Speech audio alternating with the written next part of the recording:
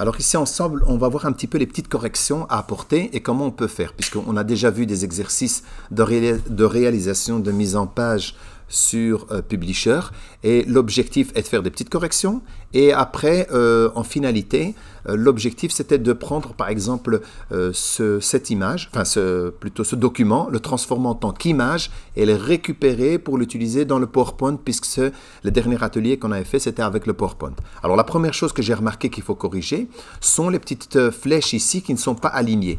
Alors je clique sur la première flèche, et puis j'appuie sur la touche Shift, c'est la touche qui est juste dans le clavier en bas à gauche, juste au-dessus il y a une flèche pointée vers le haut. Je reste enfoncé sur cette touche qui est même juste à droite, à gauche de la lettre W. Donc, comme ça j'essaie d'expliquer un petit peu dans le clavier puisqu'on ne l'a pas visuellement devant nous. Et alors, enfin peut-être si je mets ici, là on pourrait le voir, voilà, c'est à cet endroit-ci, mais c'est une flèche qui est pointée dessus, donc dans le clavier, c'est ça, hein, d'accord? Donc à gauche du W. Et le CTRL, généralement, il est ici. Hein, et c'est juste au-dessus de CTRL. C'est celle-là qu'on appelle Shift majuscule. Au fait, c'est quand on appuie dessus, on peut écrire une majuscule. Donc, c'est celle-là sur mon clavier physique. Je clique dessus. Je garde la touche enfoncée. Et je commence à cliquer. Attendez, ici, comme j'ai cliqué sur le cadre, ce n'est pas celui-là. Je peux recliquer dessus pour le désélectionner. Je vais sur la petite flèche. Voilà, moi, ce qui m'intéresse, c'est les petites flèches. Voilà. Je sélectionne les petites flèches. Et une fois que je les ai sélectionnées, elles ne sont pas alignées. Je vais maintenant utiliser, donc ici par exemple accueil, je vais cliquer sur la petite punaise pour les garder, garder l'affichage du menu. Et là, je vais dans format de forme et je clique sur aligner. Et là, je dis centrer. Donc là, regardez, ils sont tous centrés. Et puis, je constate qu'elles ne sont pas alignées sur la droite ici. Avec mes flèches de mon clavier, donc c'est-à-dire si je reprends mon clavier, c'est les flèches qui sont ici, je vais cliquer sur celui de droite pour les faire déplacer à droite. Donc, comme elles sont sélectionnées là, avec la flèche de mon clavier, j'appuie plusieurs fois jusqu'à ce que je les déplace pour que, par exemple ici, le mot était caché, n'est plus caché. Je clique à l'extérieur. Voilà, mes flèches sont toutes bien alignées. Je vais faire pareil avec les autres flèches ici. Donc, je clique sur les flèches. Je tiens la touche Shift majuscule, donc enfoncée. Et là, je clique sur les autres.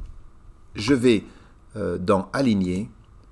Je mets centré ou aligné à droite, puisque mon objectif, c'est d'être aligné à droite. Et puis, je vais à droite avec mes flèches pour la décaler, pour qu'elle soit bien alignée. Voilà, donc là, elles sont toutes alignées.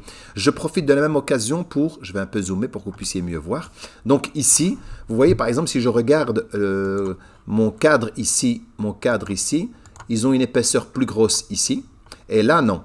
Donc ça veut dire que je peux prendre, je sélectionne une, et le fait de cliquer dessus, regardez, je vais la rétrécir exprès, en maintenant, en cliquer, regardez, à un moment donné, elle va s'arrêter avec une ligne mauve qui montre que je suis de la même manière que le reste. Donc voilà, vous voyez, j'ai pu la corriger.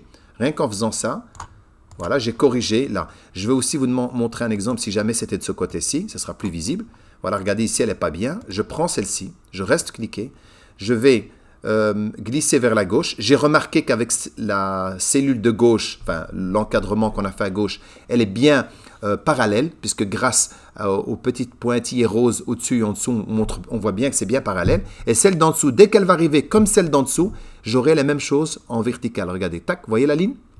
Je l'ai en vertical. Donc du coup, maintenant celle-ci, je suis certain qu'elle est bien alignée à celle d'en dessous. Voilà, donc je peux faire comme ça pour toutes. Par exemple, celle-ci, ben voilà, je remarque que l'épaisseur ici, l'épaisseur là n'est pas correcte. Je fais la même chose. Regardez, je m'éloigne, je reviens.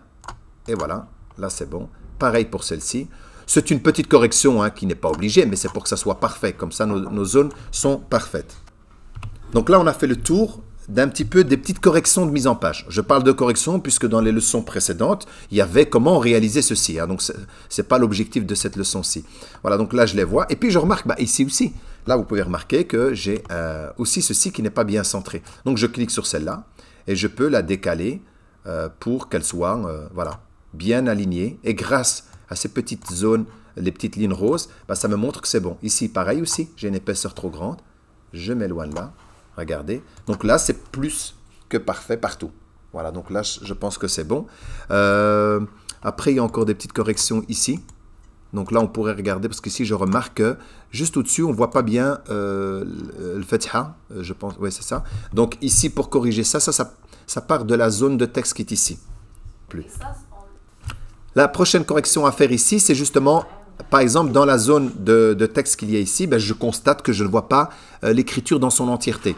Eh bien, je prends bouton droit sur la petite zone qui est ici, et là, j'ai ce qu'on appelle format de la forme automatique. Je clique dessus, et il me montre tout ce que je peux apporter comme modification. Et moi, c'est le texte qui me dérange, parce que ici en haut, il est coupé. Eh bien, je vais dans la zone de texte et je lui dis la marge de haut. Donc, vous voyez le texte qui est ici au-dessus.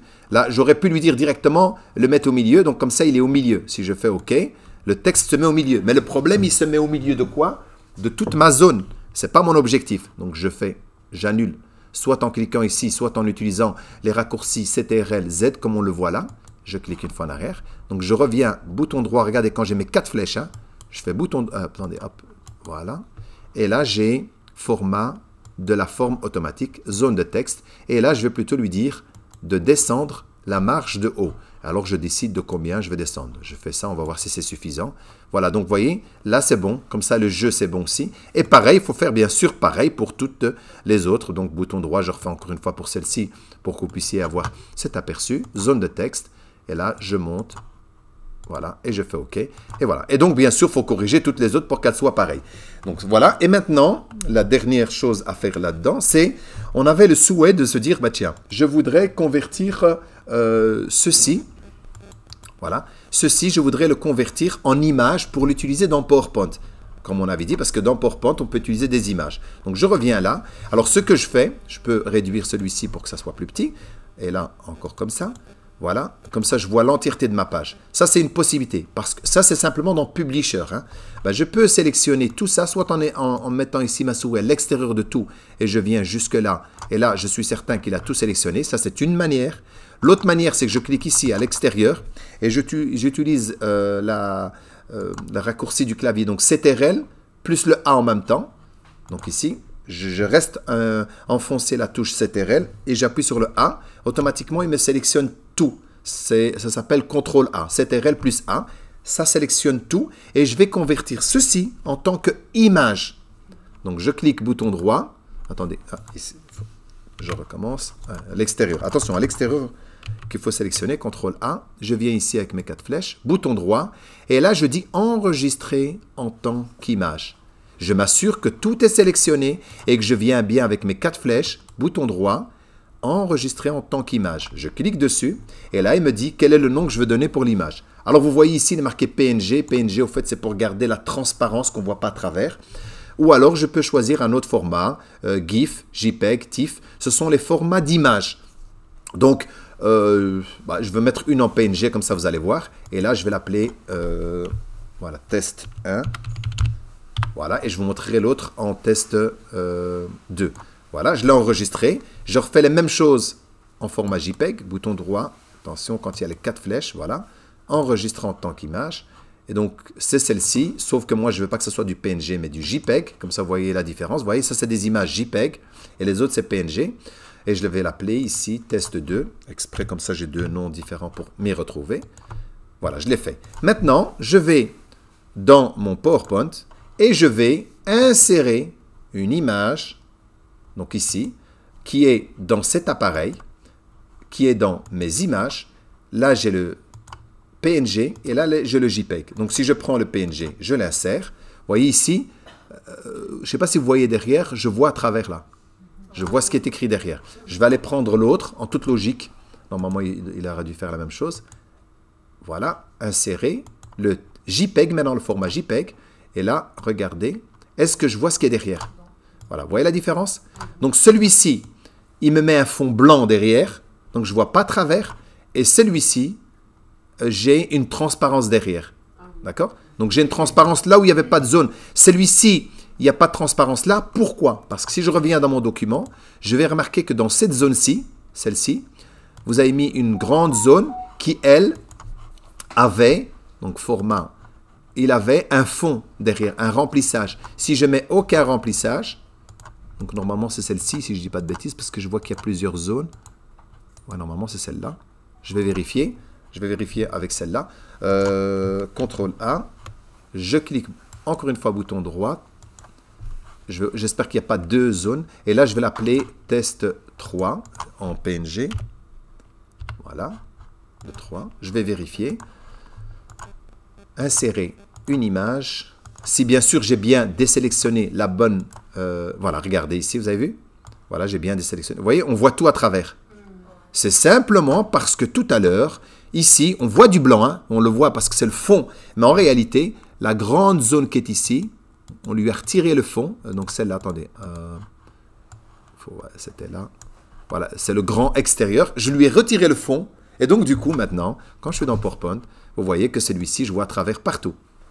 Si jamais vous aviez envie de faire une couleur, un fond derrière, etc. C'est à vous de choisir. Le PNG garde la transparence derrière, à condition que dans le Publisher, vous aviez bien sûr vidé, il n'y avait pas de fond.